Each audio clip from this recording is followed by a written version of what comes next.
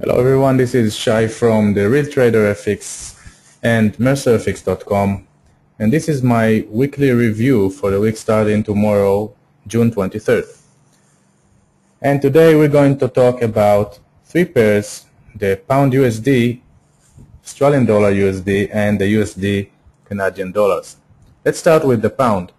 As I said in my last review last week, the Pound is very strong lately, and you can see that is pushing up all the way. It was pushing up all the way to this historical line, which is the purple line over here, and also this retest that you can see, the dotted line, the black dotted line. And then here it was, this movement was actually stopped, and on Friday we saw this correction to the downside. Now what can we expect on the next few days? This is a very tricky trade, because this pair can trick us and make some movement to the upside, and once this area will be broken, then we can expect another movement, maybe even to this 100 expansion area. But be aware of that all this area over here, this is an historical high, which means that we have many stops waiting in this area. What do I mean? People, traders, are actually, they know that this area is an historical resistance. Okay, it's a very strong resistance. So they put their short positions here, and some of them are not day traders like us, which are expecting to take only 10 or 20 pips. So once that this movement will be continuing to the upside and this area will be broken, what we might see is that all these stops that are set to this area might be triggered, and then we might see some false breakup to the upside, and right after this a continuation to the downside. But if this break will be for true, then the movement from this area up to the 100 expansion is something about 90 to 100 pips, which is a very strong, a very long movement. So this is one of the scenarios that actually possible to happen, that if this area will be broken, then next stop for this GBPUSD is this area, the 100 expansion. Personally, I believe that before any other movement to the upside, we should see another movement down to this area. And of course, it's not going to be a straight one to the downside, since we don't have any very important news this week. And this movement should be still first going to the 23.6, then another correction to the upside, and then a continuation down and up and another down. And once we reach this trend line, this red trend line, this black trend line over here, then another rally is expected. And I believe that the pound will, in the next few weeks, is going to reach to another highs, new highs, since the UK economy is very strong.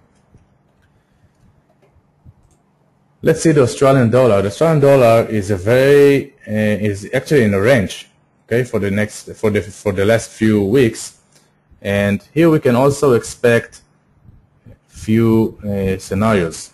By the way, these pending orders that you see on my screen are from the Freedom EA, and I'm not touching it. Okay, this is something that up to him to decide, and I'm only follow.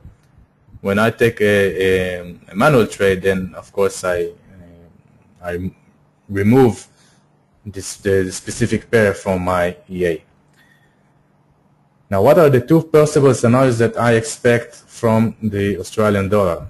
Well, the first one is another down movement, first of all to the 38.2, and then maybe another small movement. Don't forget that tomorrow is Monday. Then another movement up, and then maybe another down movement to the trend line, and the red retest line. After this, there are two options also. If this line is going to be broken to the downside, then we might see a continuation back to the lower range line, which is the lower purple line. But if the price will go up, then this resistance area is a very strong one. Now, what we might see from the Australian dollar is another movement to this area, then trying to check this, to test this area, and if this one is going to be broken to the upside, then that means that all of this range area is broken, and then I will look for another movement to retest the purple line, and here I will buy for a very long distance. So this is about the Australian dollar. Another pair which is interesting is the Canadian dollar, which is in the last few weeks is very strong also. And now, since we had this very good news on Friday, CPI was 0.5 versus expected was 0.2, and core retail were also above expectation 0.7. So this is why we saw this sharp down movement.